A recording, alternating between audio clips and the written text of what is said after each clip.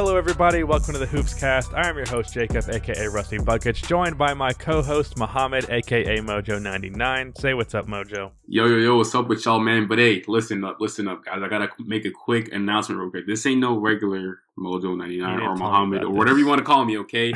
This is new Mike Mojo in the building. Thanks to the one and only Rudy Sinclair. Appreciate you, bro. I just had to make that known. Yeah, it's such a warm welcome. Thank you. Yes, we also have Rudy on the podcast today, our new editor, and also someone who finally got Mojo a good fucking mic. So if that's not enough motivation to get you guys to go subscribe to his podcast channel, I don't know what will. His link is always going to be in the description from now on, so go check it out. It's called Hustle Points. But today, as you can read from the title, me and Mojo are creating our own all-time teams. What? Mojo and I'm sorry. Are you really correcting me on grammar, motherfucker? Yes, I am, dude. I'm sorry. I'm a journalist major. Why'd you do it? Why'd you do it? You know Rusty hates this. I had to. I'm sorry. Yes, I fucking do. Well, today, so we're drafting.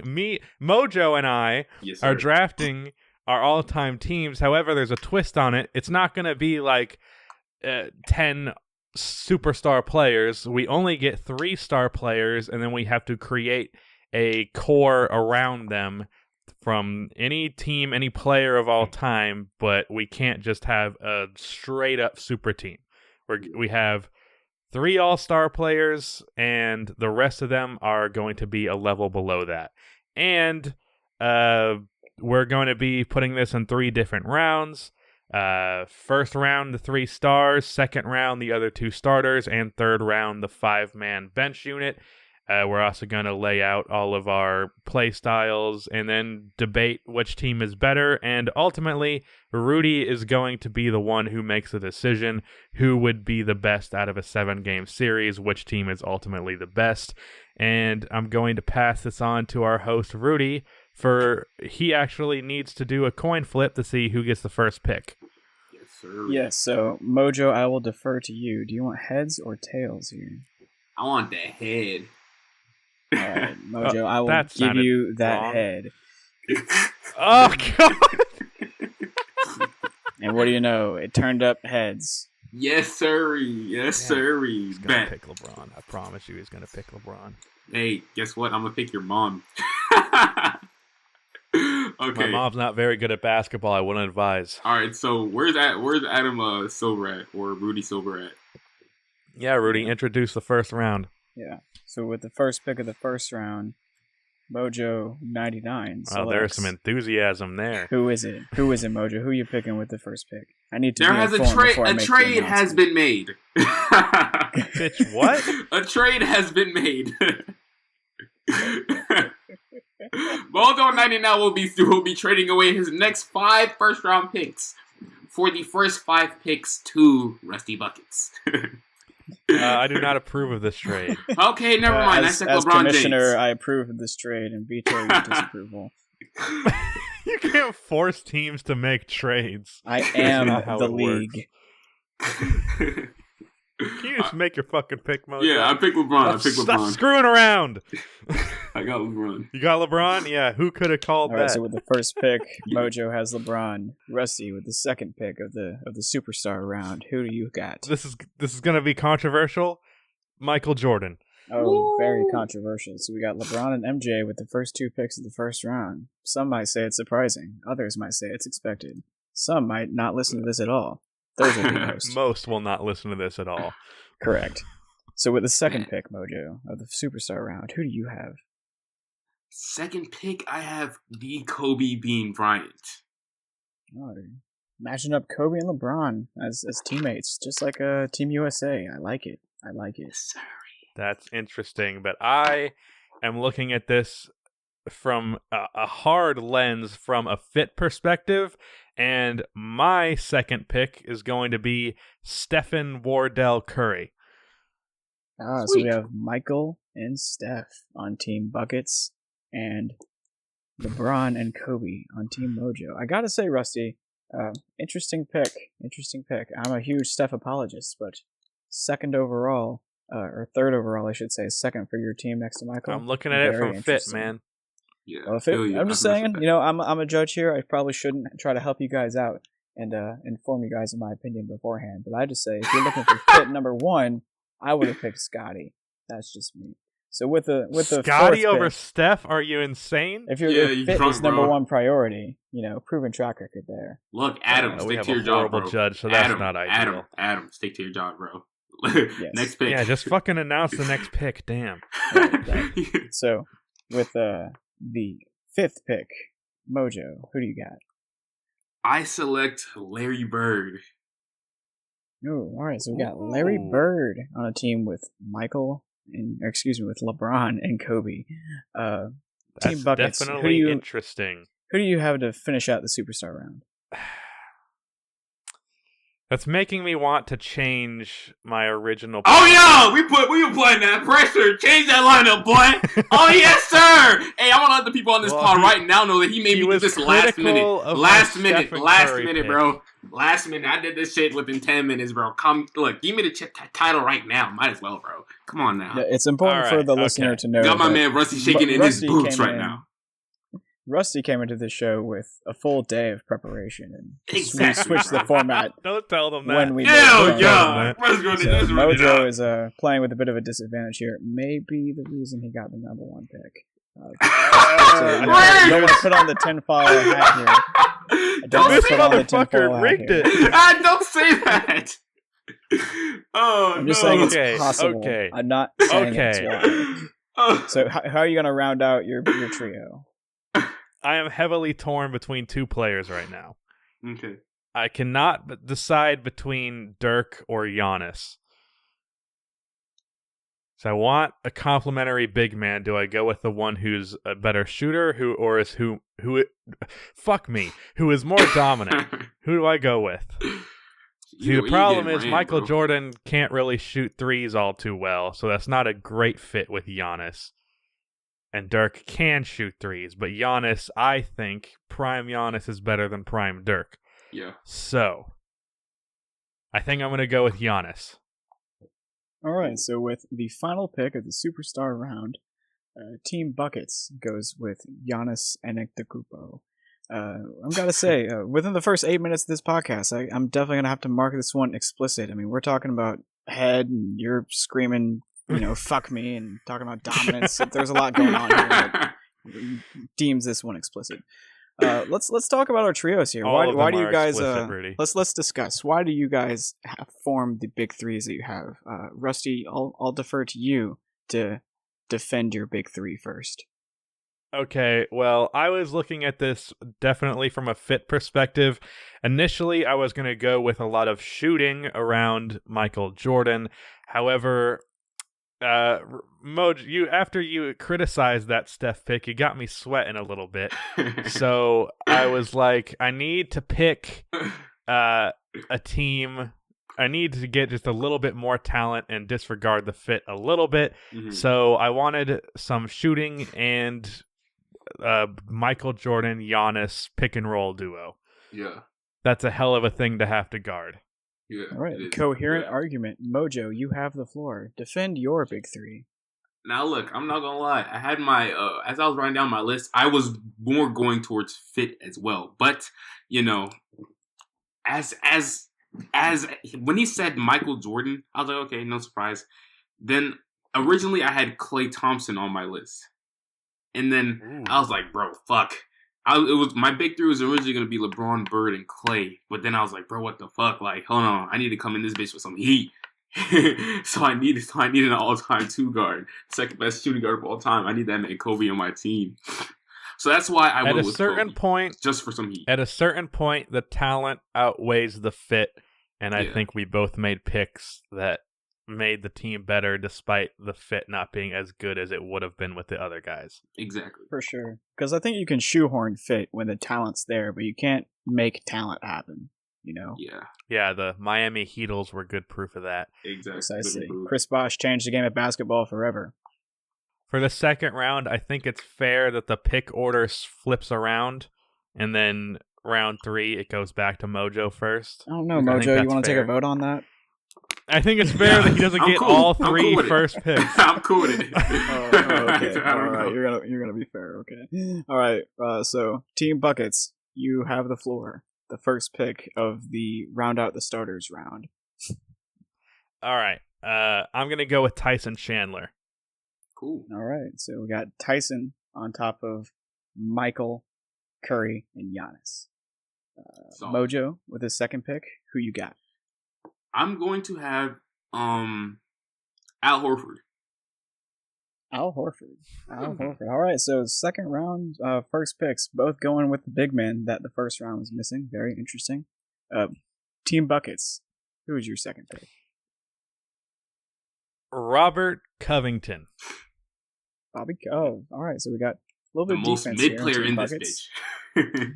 We got What did Mojo Covington? say? He's the most mid player in this entire pod. I guarantee you that.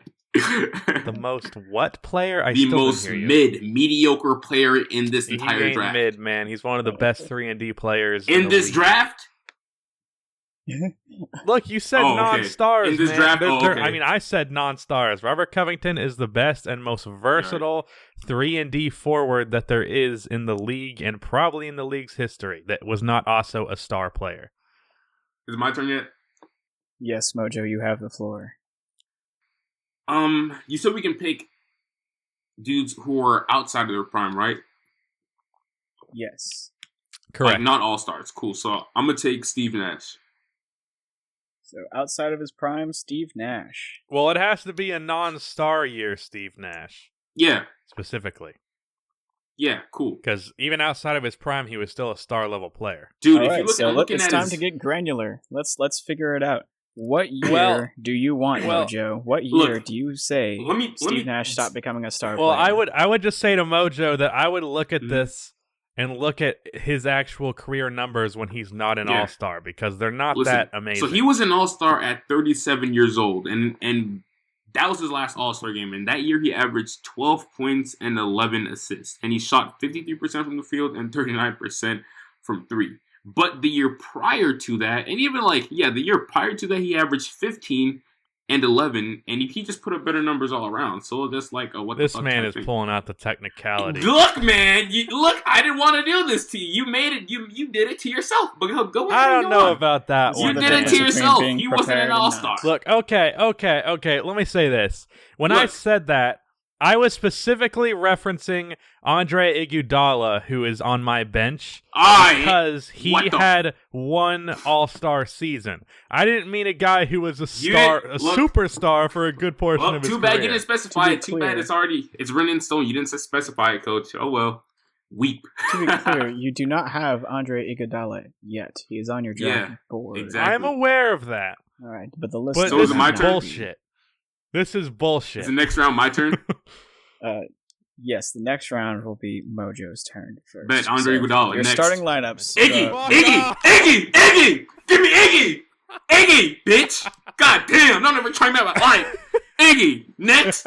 Let's go. Run it. Come on now. This is top tier radio. Fuck. Who you All want? right, so Mojo's starting five consists of LeBron James, Kobe Bryant, and Larry Bird, followed by, oh gosh, I'm forgetting the last round. Steve Nash. It was just so exciting. And Steve Nash and Al Horford. And your starting lineup, Team Buckets, is Michael Jordan, Steph Curry, Giannis, Robert Covington, and Tyson Chandler. Mojo just took Iguodala, a.k.a. the Iguana. What lizard do you want to pick? Not here in the a.k.a. bench the round? Iguana.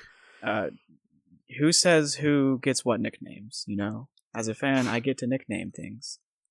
I nickname Andre Iguana. I don't like that. Okay. That's his burner Twitter is at Iguana. Do I get to pick now? Yes, it's your pick. The second pick of the third round. I am going to go with Zach LaVine. Oh, I suppose this is Timberwolves era Zach LaVine, considering he is currently a starter. This year. This man pulling strings. He just added him on there, huh? Don't lie. I mean this year, Zach LaVine. No, I had him on there. He wasn't an all-star. You want to pull that bullshit with Steve Nash? I think I'm allowed to pull the shit with Zach LaVine. All right, I'll allow it, but only because they're both guards. Wow. Mojo, What? you have the floor. Okay, whatever. Damn. All right, I'm gonna pick Lou Will. All right, Six perfect. men That's Lou a Will. perfect yin to that yang. So, Originally I was gonna go with Lou Will, but I was like, I could do Zach LaVine. All right, so you have Iguodala and Lou Will off the bench, whereas you have Zach LaVine and who else? Andre Karolinko, a.k.a. AK-47, a.k.a. the most underrated defensive player in NBA history. All right. Cool. Solid. I will allow it. Okay. Mojo, who is your third guy off the bench? Third guy off the bench. I need that man. I need my left hand like Ginobili. Give me Manu Ginobili in this bitch. I need that Spaniard demon on my shit, bruh. Give me Manu. You got to make sure you're choosing a year where he wasn't an all-star. Yeah, there's plenty of those. So there are. Yes, well, I mean, Manu Ginobili has a. He was an all-star like twice. I feel like so it's not pretty got hard. A lot of international vote. Maybe I'm just incredibly misremembering. Oh yeah, he was only twice an all-star. Yeah, give me Manu. Yeah, so. All right, with my pick, I'm gonna go with Indiana Pacers George Hill. Cool. All right, so you got George Hill off the bench. Very nice. Solid. Mojo, who's your fourth man? Fourth man? Shit. I gotta go with that dread-headed bastard over there in LA. The one on the Clippers. Give me that boy, Montrezl Harrell. Yes, sirree. Montrezl Harrell. All right. That's interesting. He was initially on my team, but I decided to go with a more fit guy. For my backup power forward, this is a name that I'm not sure Mojo will even know, but I'm going with Mehmet Okur. Good grief, man. Who the you hell? got a couple Jazz on your team. You sure you're not Mormon, bro? I'm positive I am not Mormon. I had a guy, you know what's funny? I tweeted the other day that I can't stand being a Bulls fan. I had a guy reply, "You should be a Jazz fan," and I said, "I'm sorry, I can't. I'm not racist." Perfect. Oh man. So it's final pick for me, right? You have picked 4, yes. So your fifth guy off the bench now is your last pick of the draft. So far I have Lou Will, Manu Ginobili, Iggy, and Trez off of the bench. So that leaves me with a 5, right? So I think the best fit 5 for the combination of these 4 players is Brook Lopez. Fuck! Ah! Bitch! Let's go. That was my center, you son of a bitch. Yes, sir! God damn it. I have to pick my new fucking center, and I had no backup plan. Yes, sir. I do this shit. Rudy, I do this shit. Listeners, I do this shit. Rusty, I do this shit. Let's go. Wait, you took Montrezl Harrell. What the fuck? Why are you drafting the center? You playing him at power forward? Yeah. Man, Brook came God out. damn it. Brook came out at the 5, bro. He came out at the perimeter. Yes, sir. Damn it. Yes, sir. I'm gonna have to pull out some research real quick. Had that boy sweating.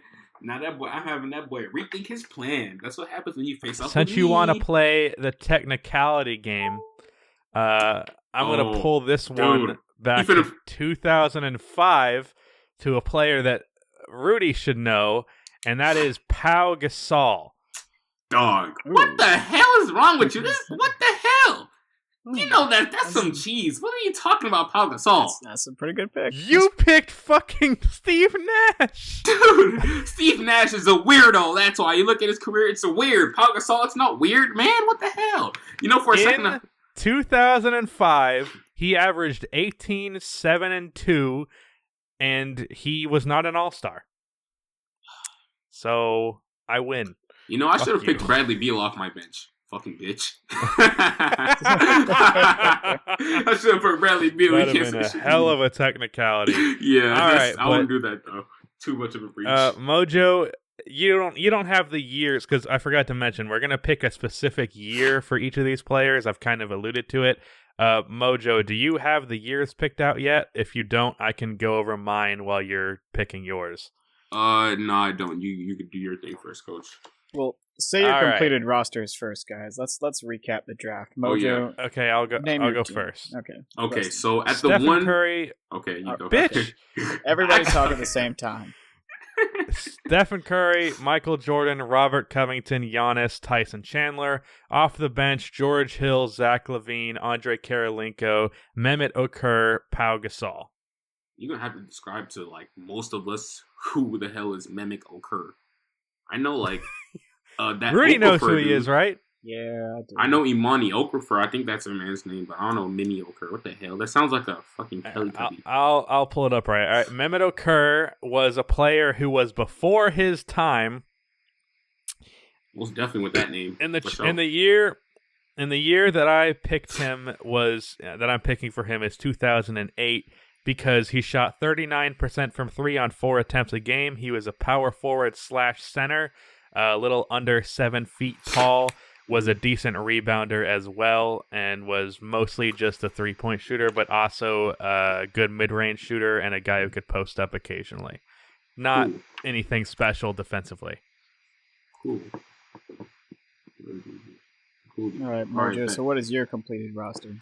All right, so at the 1, bringing the ball up the court alongside LeBron, I have Steve Nash. At the 2, I have Kobe Bean Bryant, RIP. At the 3, I have LeBron James. At the 4, Larry Bird, and at the 5, one of the most versatile centers of all time, Al Horford. And off of the bench, I have Andre Iguodala, stretch 5, Brook Lopez, 6 men like Lou Will, 2 girls like Lou Will specifically. I got Montrezl Harrell, and then to finish it off, I picked Manu Ginobili.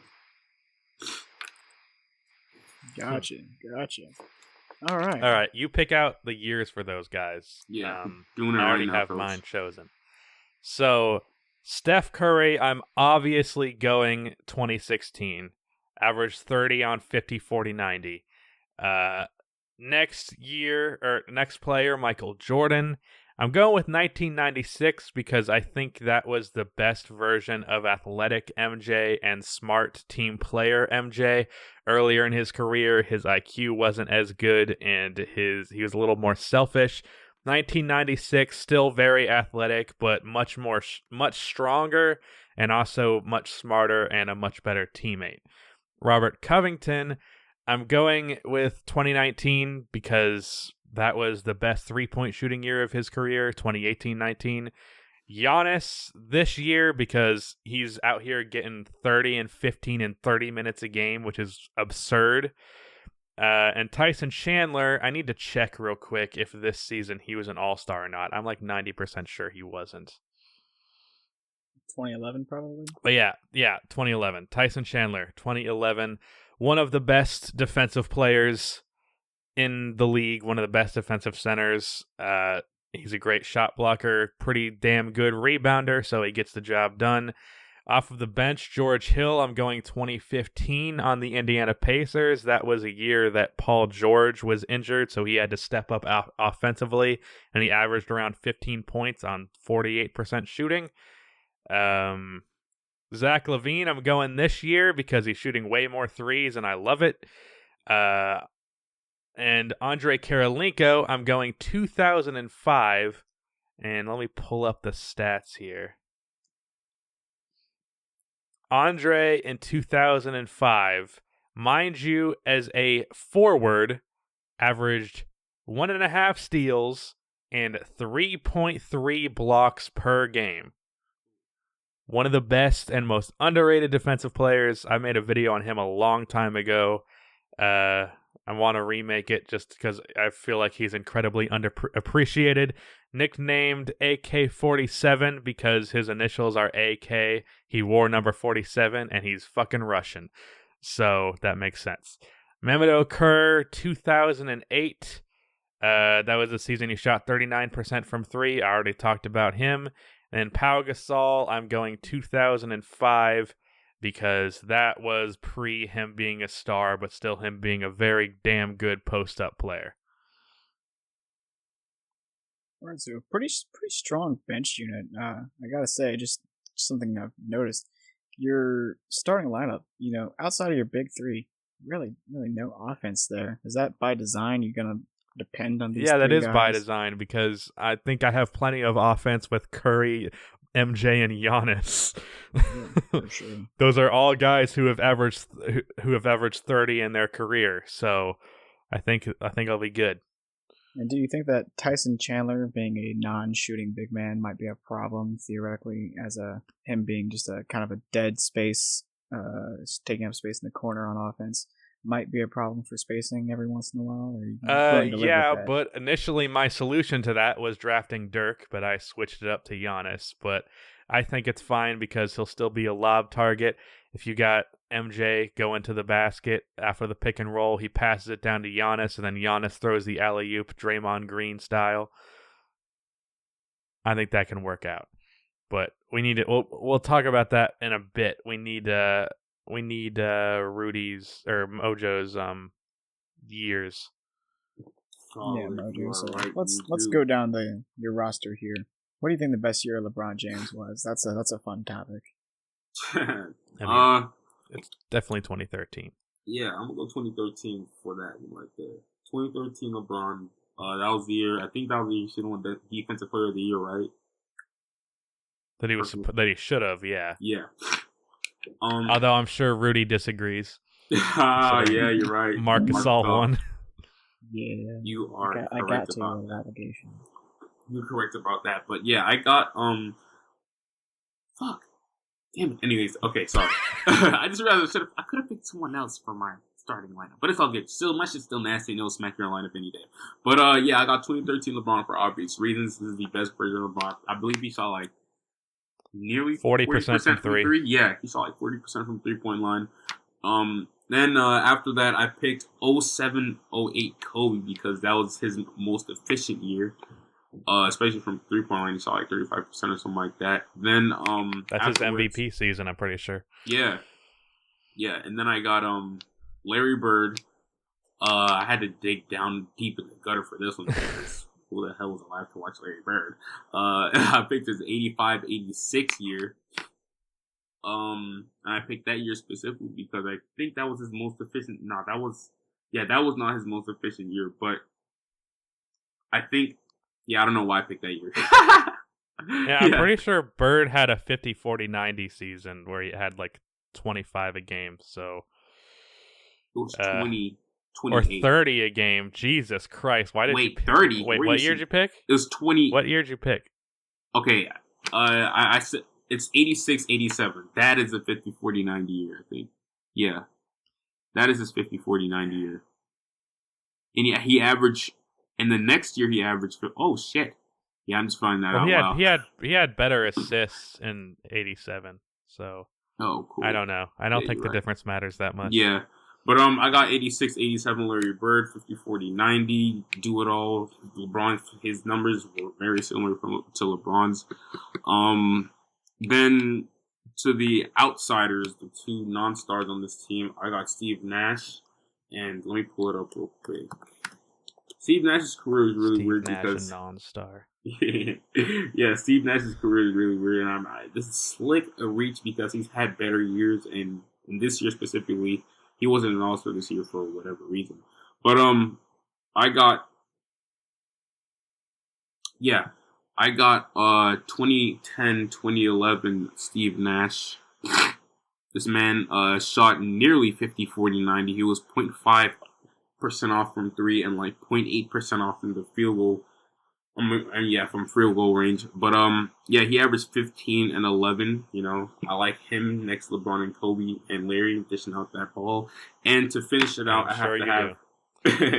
have to have my man's the greatest. I'm not gonna go there. But my favorite center of all time, Al Horford.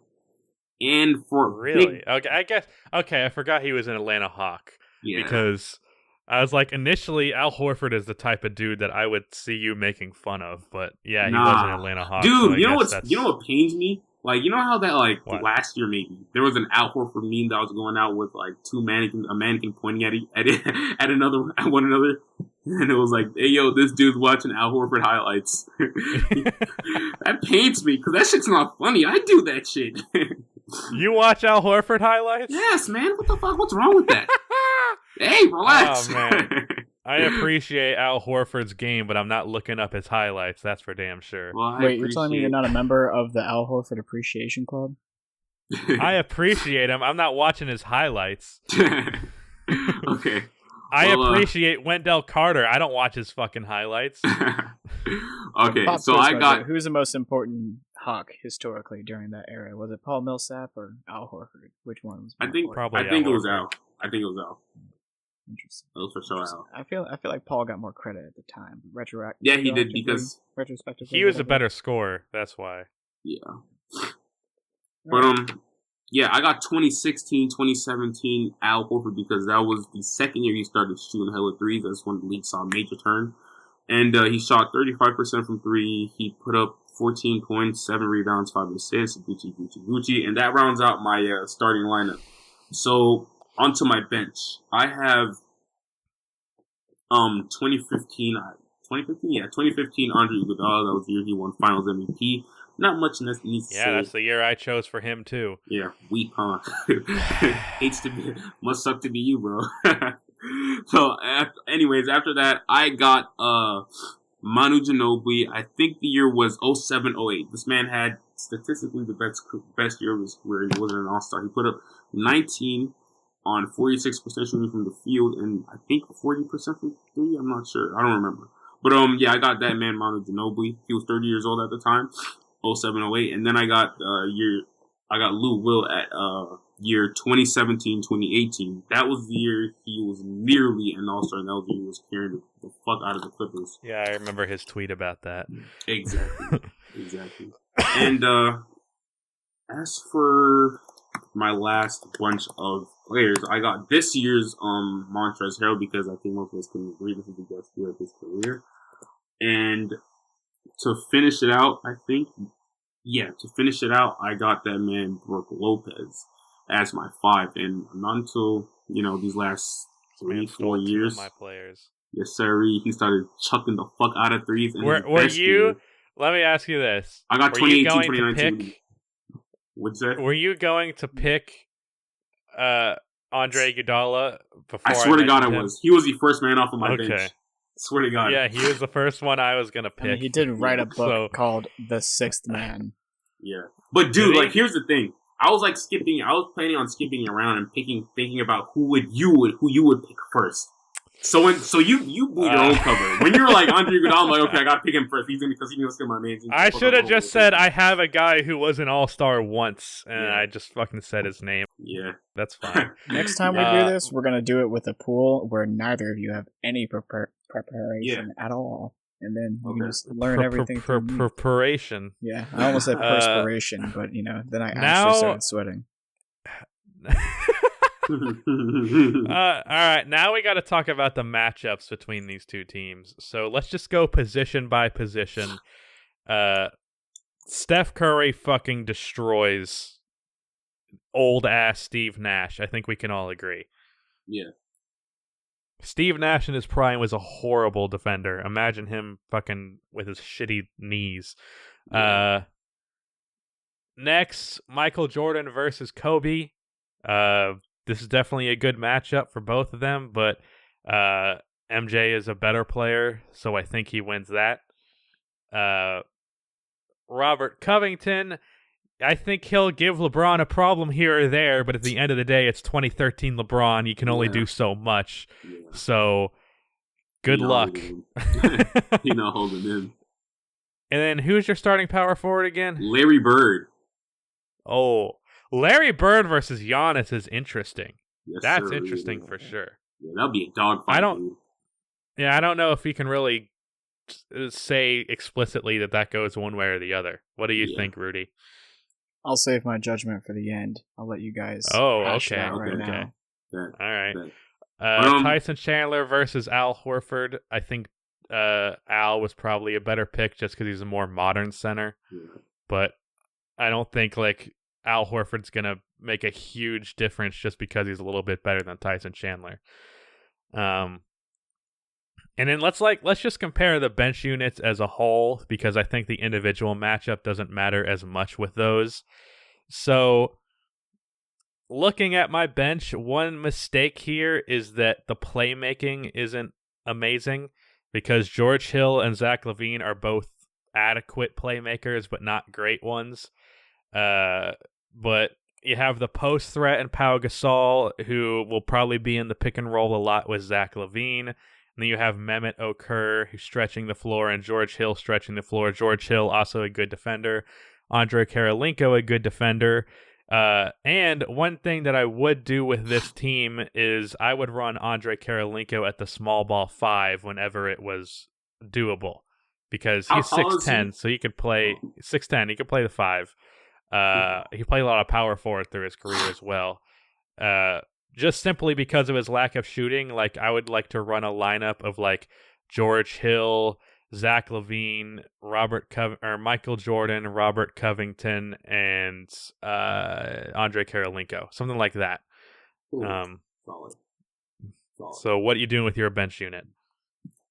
Well, the main scoring threats on my team, on my bench, was of course Lou Will and Manu Ginobili.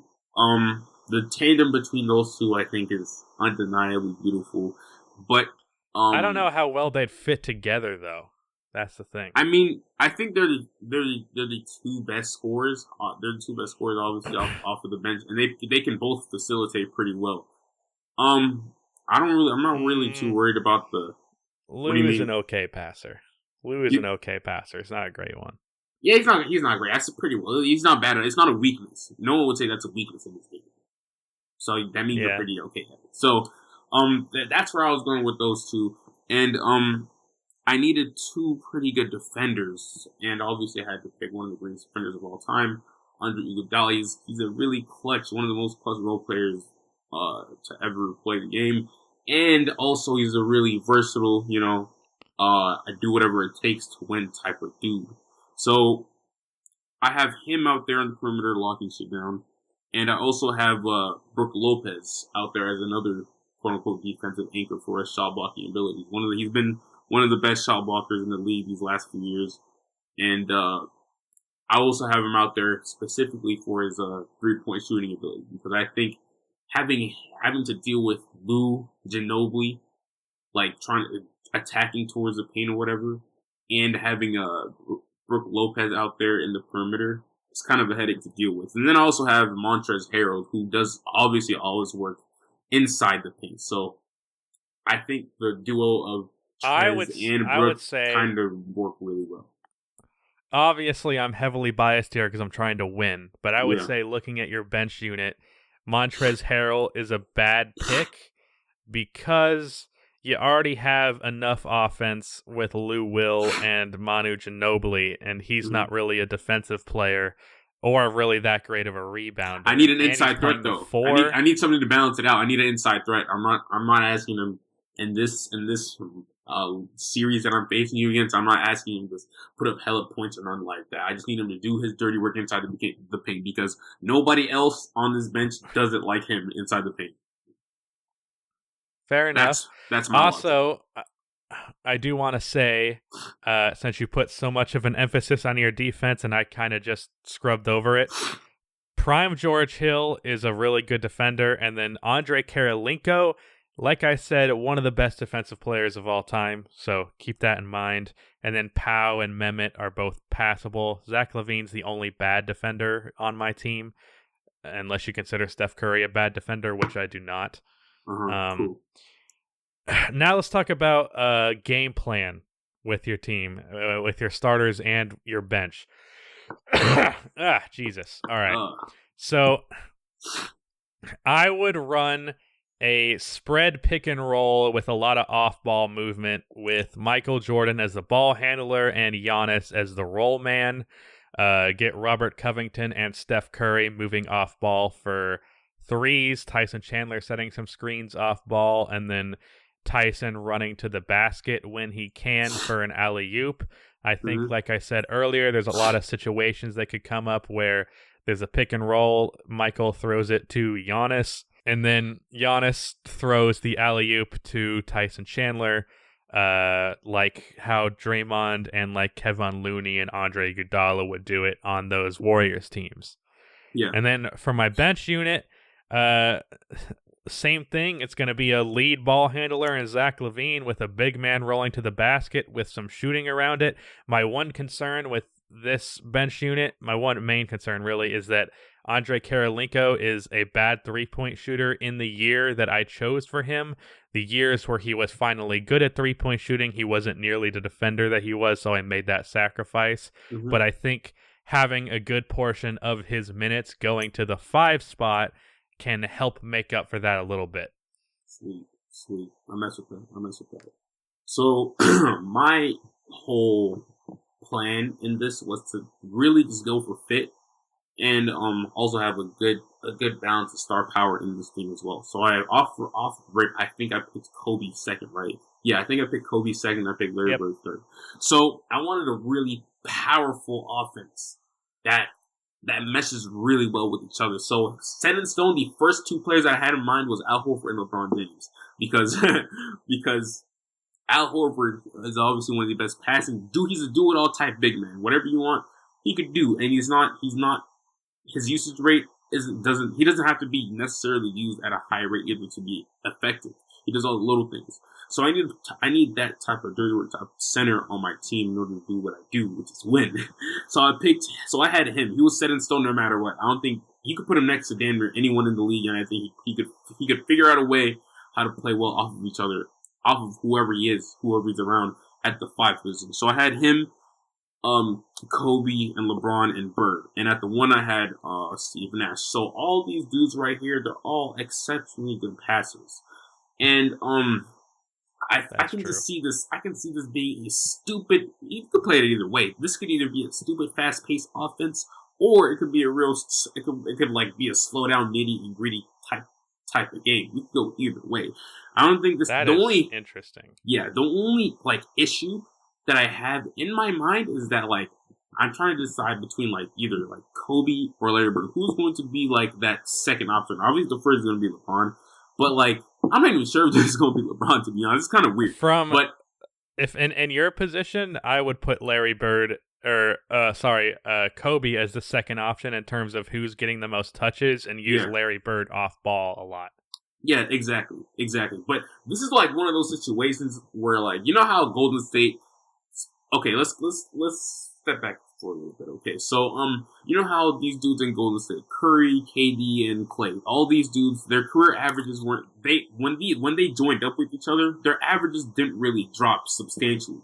But and those are 3 All-Stars, but compared to the super team that was built over there in Cleveland in LeBron's day with Kevin Love, Kyrie, and him himself, Kevin Love saw a massive drop. I'm trying to have all these dudes feed off of each other beautifully. I want that flow. You know, I don't want none of these dudes having to second guess or think themselves. Yeah, about anything. That model is pretty good. And I didn't think about that when you were drafting that team, but having 3 guys, and even Al Horford is a great playmaker for his position, and Kobe's not a bad playmaker. Yeah. That's basically all 5 guys who can make a quick pass, and if that doesn't work, you can make another pass easily, and everyone you're going to pass the ball to is also a good passer, and everyone can shoot. Exactly. So that's why these guys, Al Horford and Steve Nash, come into play so well, because I don't need another aggressive force on offense. I need dudes who are more than willing to give it up, but also step up if they have to, if that makes sense. And that's where I think that man, Al Horford and Steve Nash come into play. So I think all this coincides beautifully. Yeah. And I guess we can also mention defensive game plan. Giannis and Tyson Chandler have the paint locked down. And then MJ covers Kobe, so that's a good matchup. Robert Covington is a good matchup for LeBron because he's big and he is smart defensively. Yeah, for sure. And then I have Andrei Kirilenko as a weapon off of the bench as well, who can do the same shit that Giannis does defensively. For sure. I think your team has an edge defensively, for sure. But I mean, I think, at the end of the day, obviously we're in the defense. But also, Rudy, what we did get to do? We didn't get to choose our coach, man. Who's going to be coaching these young boys up? I don't think that really matters, though. Come on. Yes, you are the coach. I'm the coach. That's exactly what I'm thinking. Shit. Like if LeBron is on my team, I'm not coaching shit. He is the coach. He's figuring that shit out. What the fuck? I'm just sitting there in the suit and tie looking good, We just laid out a game plan for our players, but if we have a coach, they might have a different game plan. So we're the coaches. Okay, I guess you're right.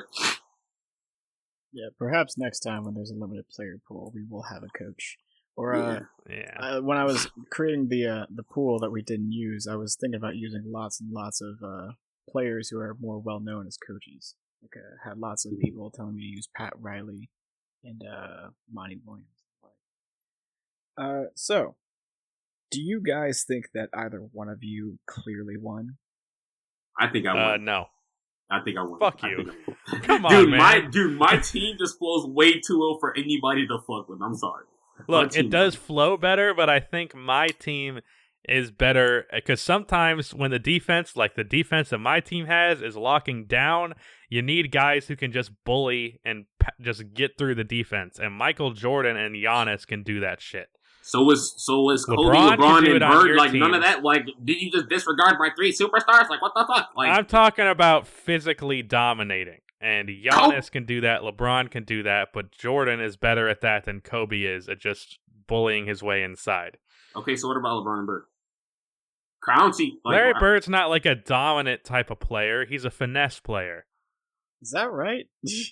I mean, he's a bully I'm not regardless. An aficionado, but I'm no historian. He was more about IQ than he was physical. The dude dunked like 10 times in his career despite being 6'10".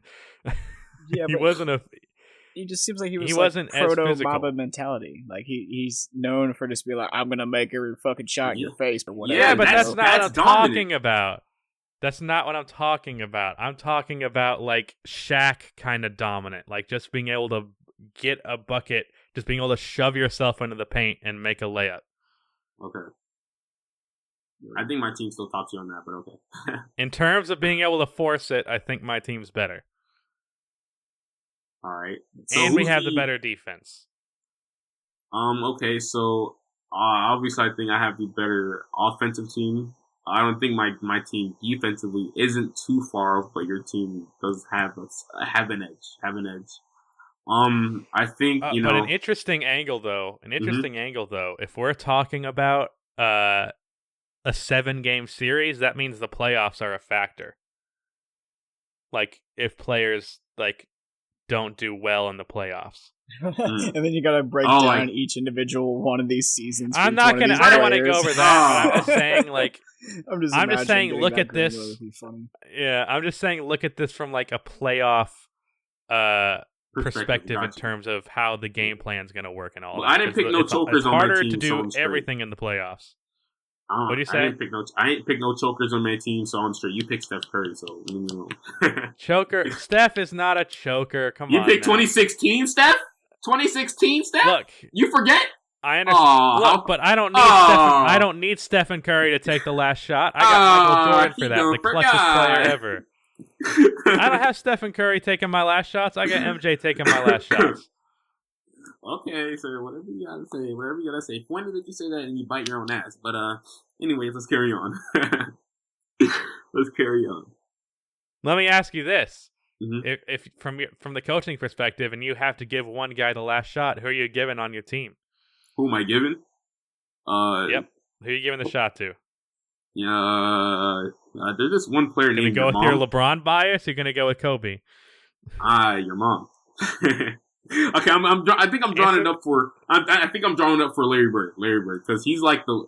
Yeah, I'm getting to Larry Bird. I mean, he's pretty clutch, but in terms of like being able to create his own shot, I think Kobe is definitely better. But I don't know. Okay, I'm not even sure. I'm more confident in MJ taking the last shot than I am Larry Bird. That's all I'm gonna say. Cool, but okay. So as in terms of like fluidity of the offense and how it's gonna run and how your game plan is designed, I think my offense trumps your offense any day. Not any day. I think it's a little bit better. I think it's like I think it's 15% better, but I also think my defense is 20% better. Whoa! So take that for 20? What you will. 20? Yep. Are you sure about that? 20% better. Are you sure about that? I don't know. I got a great starting defense. I got MJ, who won Defensive Player of the Year, unlike 2013 LeBron's bitch ass. Then I got Robert Covington. Fuck Memphis. Fuck Memphis. I got Robert Covington, great defensive player. Giannis, phenomenal defensive player. Tyson Chandler, known for his defense. Yeah. Stephen Curry in my starting lineup is the only not above average defensive player, and he's passable. Well, I got Kobe, obviously made multiple first team all defense stuff like that. Yeah, that's true. Then I got MJ LeBron. is definitely a better defender. I didn't ask, but okay. Then I got LeBron. You obviously know his case. Then where things get a little bit iffy. 2013 LeBron is a better defensive player than Covington for sure. Yeah, then where things get iffy for me, and what really kind of hurt my defense is Larry Bird. I'm not sure how he was on defense. Yes, because Giannis is a way better defensive player than Larry Bird. But Larry Bird wasn't a bad defensive player, but Giannis was second in Defensive Player of the Year voting last year. I got Giannis's kryptonite, bro. I got that man Al Horford. Y'all forget about that? Playoff series what happened like 2 years ago, dog. Giannis's kryptonite. You ain't think about that. Huh? You're right, I didn't. Yes, sir. I got Giannis, one of the most versatile defenders in the league. Well, and then off of the bench, Iggy's a good defensive player, but Andre Karolinko is probably one of the 10 or 15 best all time. I don't think Andre's quite there. I think that may be debatable, but okay. And he's more versatile because Andre's 6'6". Andre Karolinko is 6'10". You are right. He is. But I mean, more versatile. All right. Well, we're approaching an hour now, and you just mentioned Andre Karolinko being 6'10", so I think it's a perfect segue for me to transition into my final judgments here. Yes, sir. I didn't get that at all, but sure. See, it's because my final judgments very much so hinge on the one thing that might have saved your team, Rusty. Because I'm gonna just say it now. You lost this one, even though you're more prepared. You lost this one. Some bullshit. Unequivocally, you assembled a worse team, and there was a couple reasons why. It's because of fucking Steve Nash. You know what? It's because of fucking Honestly, Steve Nash. No, Steve Nash is the biggest liability on his team. Yeah, he is. That's like the worst pick he made. The thing that really screwed you over in the end is that one of the things that gives you the most versatility is that Andre Karolinko is potentially the greatest small ball five of all time if he was put into the right system. Incredible defender, definitely the best player among all of these bench units. I mentioned him playing small ball five for me. Right, but the problem is if you were to do that, there is no fucking way that you could play Tyson Chandler, Mehmet Okur, and Pau Gasol any meaningful minutes. And especially if you want to play Giannis at anywhere, in the 5 territory without any other big man on the floor.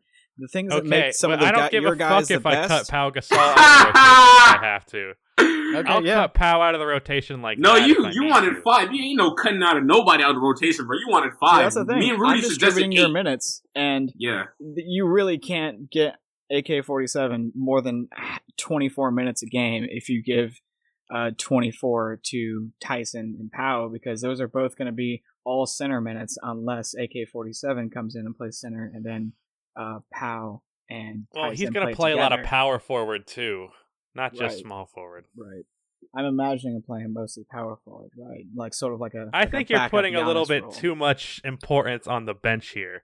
Well, that's the thing. Is like these teams are very stacked, especially at the top. I mean, the difference between Larry Bird and Giannis Antetokounmpo is really not very, very much. But the difference between like Montrezl Harrell and AK-47 is monumental.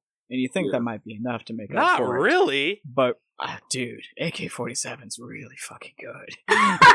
2005 Pau, really good. 2015 George Hill, really good. And, Montrezl Harrell is really good. 2015 Iggy was really good, too. And so was Lou Williams back in the day. But there was just a huge difference between, like, the types of really good that these guys are. And you got a guy like AK-47 on the floor but not really being maximized, and really with him being on the floor you're sort of neutralizing one of your other better players because they sort of play the same position and thus can't really spend time there. I mean, it's like, look, same thing with Mojo. He's not really maximizing Manu Ginobili, Lou Williams, or Steve Nash because all those guys basically have to get equal amount of minutes at basically the point guard spot to be effective. And at that point you're splitting it 3 ways, giving them like 15, 16 minutes a game. And at that point, no LeBron at point. And then, there's lots of limitations here. So with the way you assembled your roster, there's just too much size and not enough playmaking, especially relative to Mojo. So, in my opinion, Mojo is unequivocally the winner here. Sir! And just in case of that man, just in case of that man, Rusty Buckets wants to cry. Jacob, you want to cry? It's okay, because we're going to let the fans vote this off too. The supporters, the ones who are watching this, they're going to have their opinion put in this hole too.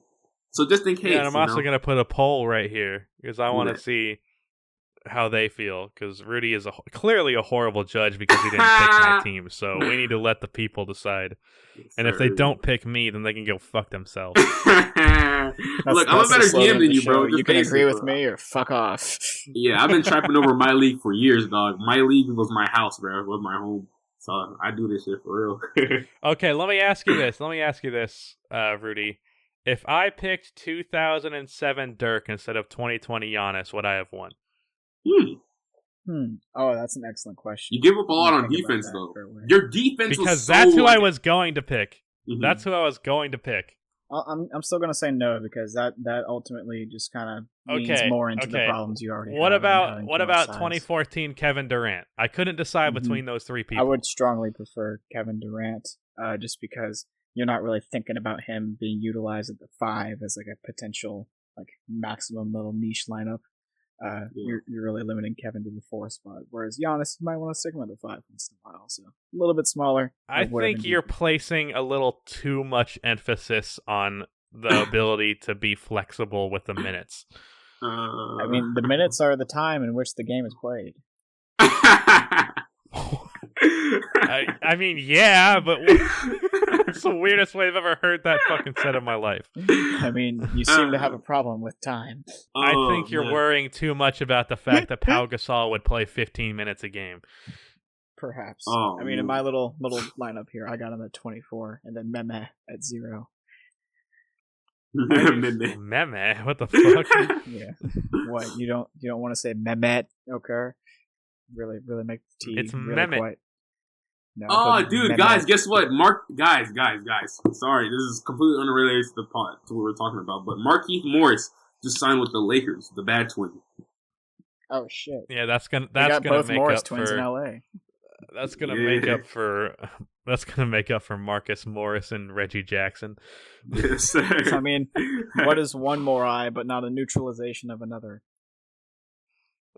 Cool. Damn. Marcus is much better than Markieff, which is hilarious because initially starting their career, Markieff was way better than Marcus. Markieff is the one that's an inch taller, right? They're twins. I don't think there's a difference in height. No, one is an inch taller. That's the weird thing. Or excuse me, backwards. I'm gonna edit that. No shit. That's obvious. I'm gonna edit that out. I can't have a twin sister with you know a what beard. Else? I'm gonna edit around this little part to leave it in to where I'm talking about that I edited out something dumb I said, but I'm not gonna make it clear what it is that I said. Oh, also, when I was listening to the first episode you edited, I know you don't like to cut out the burps in your podcast, so please cut out mine. Yeah, I cut out all your burps except one. I was like, I'm gonna see if Rusty says anything about this one burp. The audience does not need to hear me burp, alright? Alright, boys. This is lit. But, I got a lady. Mojo has to go get laid. No, I don't. No. Well, you don't have confidence? Come on, Mojo man. has to go to church. You're right. Right. Talk me up, for listening. Type me up. You go to church to get laid? What kind of relationship do you have with your pastor? What the fuck? I didn't sign up for this. Church, end the pod right now. Dang, I think you broke Mojo. It sounded like he was about to hack up a lung. Did you try to rip the ball? No wonder before he was you talking hung up the about show? heads so much. Mojo, I thought you were straight edge, bro. I'm trying to drink water.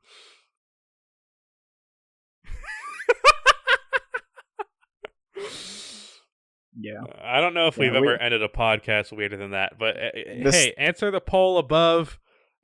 Subscribe to the channel, like the video on YouTube.